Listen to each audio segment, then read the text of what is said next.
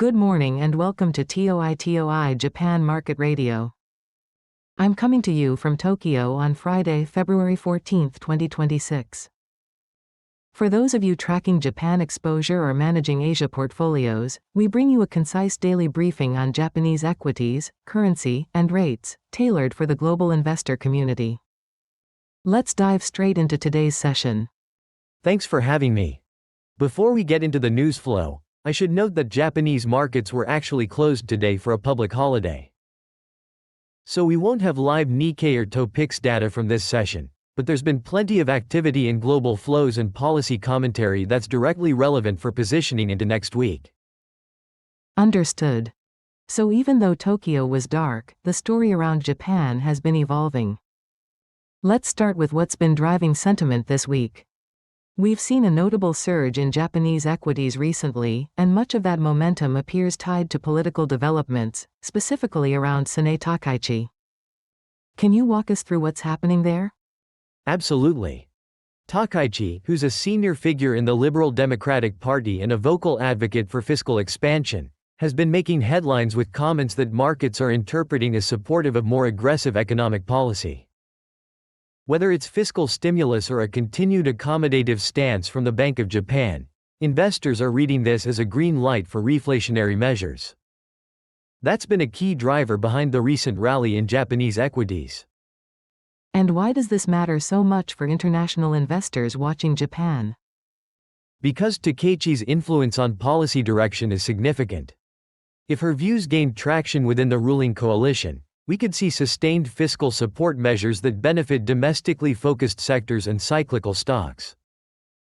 For equity investors, that's a tailwind, particularly in areas like construction, financials, and consumer discretionary. On the flip side, expectations of aggressive fiscal policy typically put downward pressure on the yen, as markets anticipate higher inflation and continued monetary accommodation. So we're seeing a classic reflationary trade play out. What about Japanese government bond yields in this scenario? Good question. If the market believes fiscal spending will be sustained and inflation expectations rise, you'd normally expect upward pressure on JGB yields, especially at the long end. However, the Bank of Japan's continued presence as a dominant buyer provides a counterweight, so any yield moves are likely to be gradual rather than abrupt.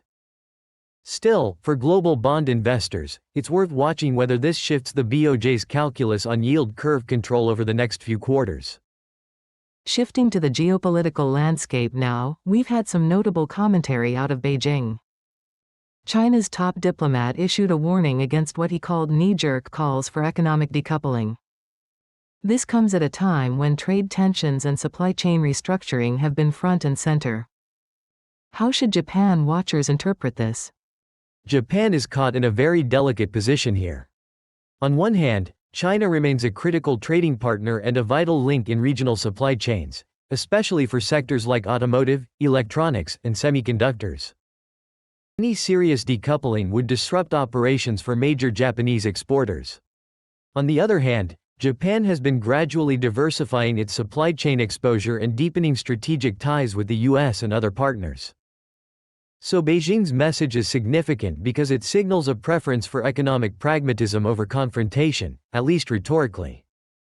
And what does that mean for Japanese markets in practical terms? For equities, this is moderately positive near term. If the rhetoric translates into stable economic engagement, it reduces uncertainty for export-oriented names, particularly automakers, chip equipment manufacturers, and industrial machinery companies that have significant China exposure. You'd expect those stocks to get a modest lift. For the yen, the impact is more indirect. If geopolitical tensions ease and risk appetite improves globally, the yen could weaken slightly as safe haven demand diminishes, which would actually support Japanese exporters further. What about yields? The effect on JGBs is likely minimal in isolation. If anything, reduced geopolitical risk would lower safe haven demand for Japanese bonds, putting mild upward pressure on yields. But given the BOJ's policy stance, any moves would be contained. The bigger picture here is risk sentiment rather than domestic policy. Staying with the global capital flow theme, there's been a striking development in how investors are rotating money across regions. We're hearing that concerns about artificial intelligence valuations in U.S. equities are prompting a shift toward Asian markets. This seems directly relevant for Japan. It's one of the more interesting tactical moves we're seeing right now. U.S. tech stocks, particularly the mega-cap AI names, have become extremely concentrated and richly valued. Some investors are taking profits there and looking for alternative ways to gain exposure to the AI theme, and that's where Japan comes in. Japanese semiconductor equipment makers like Tokyo Electron and Advantest, as well as component suppliers, offer a way to play the global AI infrastructure build-out without the same valuation risk you see in the US. So this is essentially a diversification play within the tech sector? Exactly. And it's not just about diversification. Japanese companies are genuinely competitive in areas like chip manufacturing equipment, materials, and robotics, all of which are critical inputs for AI development. As capital flows into these names, you'd expect the Nikkei to outperform on a relative basis, particularly given its heavy weighting toward technology and industrials. This rotation also brings some foreign inflows into Japanese equities, which is supportive for the broader market. What's the implication for the yen in this context? It's a mixed picture. On one hand, equity inflows into Japan would typically provide modest support for the yen as foreign investors convert currency to buy Japanese stocks. On the other hand, if the catalyst is a risk-off move out of U.S. equities, that often triggers broader deleveraging, which can actually weaken the yen as carry trades get unwound. So the net effect depends on whether this is a sustained reallocation or just short-term volatility. My sense is that if the rotation continues, the yen support from equity inflows will dominate, but it's worth monitoring closely. And yields? If we see sustained inflows into Japanese risk assets alongside a flight to safety, JGB yields are likely to compress further. Safe haven flows into Japanese fixed income would push prices up and yields down, particularly at the long end. For global investors, this makes Japanese government bonds an attractive defensive position in a period of U.S. equity uncertainty. Let's pull this all together for our audience. We've talked about domestic policy optimism around Takaichi, geopolitical messaging from China, and capital rotation out of U.S. tech into Asian markets. What's the through line here for someone managing Japan exposure? The through line is that Japan is benefiting from multiple tailwinds right now. Domestically, there's policy support and a reflationary bias that's constructive for equities. Regionally, easing tensions with China reduce a key risk factor for exporters. And globally, Japan is positioning itself as a credible alternative for investors who want exposure to technology and AI themes without the concentration risk of US mega-caps.